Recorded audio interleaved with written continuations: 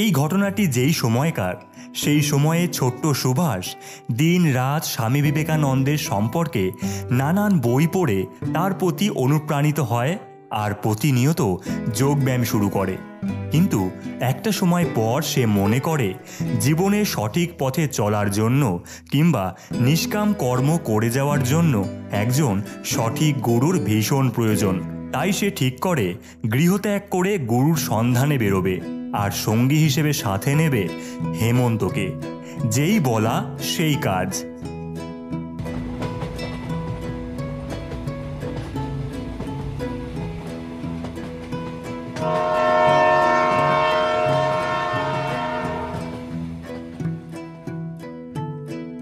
দুই বন্ধু সুভাষ আর হেমন্ত এসে পৌঁছালো হরিদ্বারে।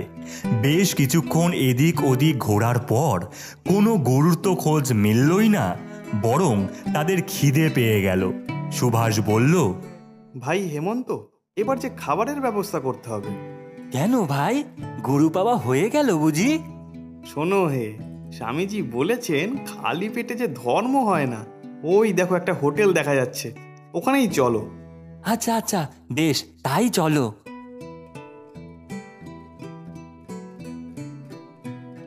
এরপর হোটেলের কাছে পৌঁছাতেই একজন বলে ওঠে, আপনারা কি সন্ন্যাসী? হ্যাঁ, দেখছেন না পোশাক আমাদের। কিন্তু সন্ন্যাসীরা কি হোটেলে খায়? কেন খাবে না, বাধা কি?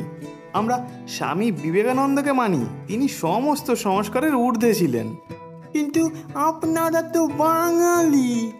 হ্যাঁ, বাঙালি। আপনারা কি মাছ খান? হ্যাঁ, খাই তো। না, আপনাদের তো এখানে খাওয়া চলবে না। কেন কেন খাওয়া চলবে না কেন? মাছ খেকো বাঙালিদের এখানে খেতে দেওয়া হয় না। আমরা তো এখানে মাছ খাচ্ছি না। বেশ থাক, আমরা কিনে নিয়ে গিয়ে অন্য কোথাও গিয়ে খাবো। না না না বাবু, তাহলেও আপনাদের খেতে দেওয়া হবে না। এই কথা শুনে সুভাষের ভীষণ রাগ হলো, কিন্তু কিছু করার নেই। তাই আবারও রাস্তা দিয়ে হাঁটতে শুরু করলো তারা।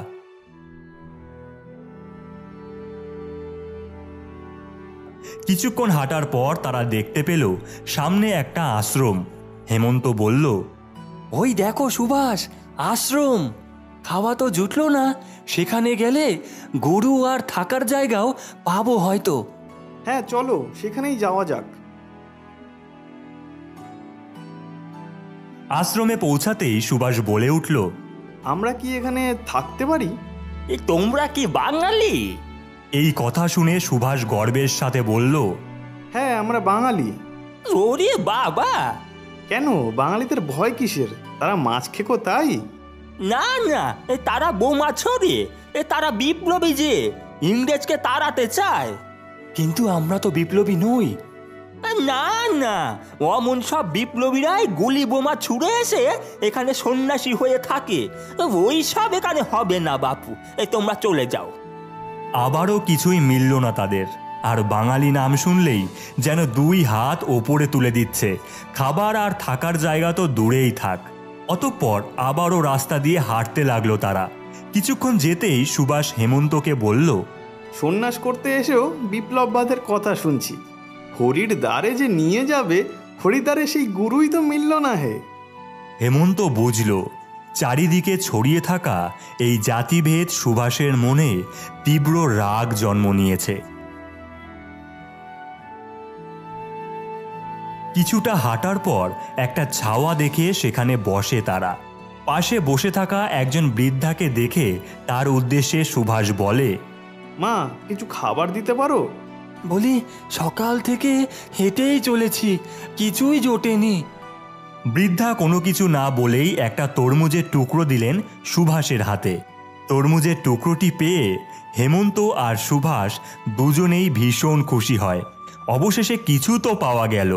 এই ভেবে মুখে পুরতে যাবে এমন সময় পাশ থেকে একটা হনুমান এসে সুভাষের জুতোটা নিয়ে গাছের ডালে বসে পড়ে।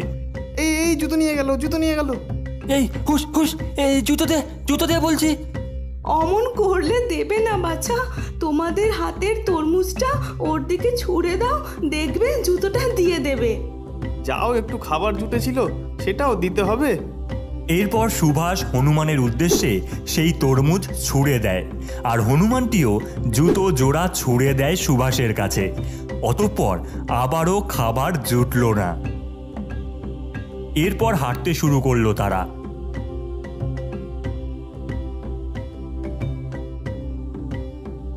অনেকটা সময় ধরে হাঁটার পর তারা তৃষ্ণার্ত হয়ে পড়ে, জল তেষ্টা পায় তাদের।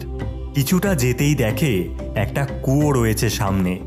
কুয়োর সামনে থাকা বালতি দিয়ে জল তুলতে যাবে এমন সময় একজন ব্রাহ্মণ এসে জিজ্ঞেস করলেন, বলি তোমরা কোন জাত? কেন, তাতে কি আসে যায়? যদি বামুন হও তাহলেই এই কুয়ো থেকে জল খেতে পারবে, আর যদি না হই? তাহলে পারবে না। কেন, তৃষ্ণা কি শুধু বামনদেরই পায় নাকি? এই জল আমরা খাবো না হেমন্ত, চলো। এই বলে তীব্র রাগ আর জেদ নিয়ে সেখান থেকে চলে যায় সুভাষ আর হেমন্ত। হেমন্তকে উদ্দেশ্য করে সুভাষ বলে, আচ্ছা হেমন্ত, ধর্ম বড় নাকি সংস্কার? সুভাষ, আমার মনে হয় পরাধীনতা শুধু মানুষকেই ছোট করে না, ধর্মকেও শেষ করে দেয়। ঠিকই বলেছো তুমি। দেশের স্বাধীনতা না এলে আমাদের মনে চেতনা কখনোই আসবে না। চলো বাড়ি ফিরে যাই। সেই সময় দাঁড়িয়ে সুভাষ বুঝতে পেরেছিল যে পরাধীনতা দেশকে গ্রাস করছে।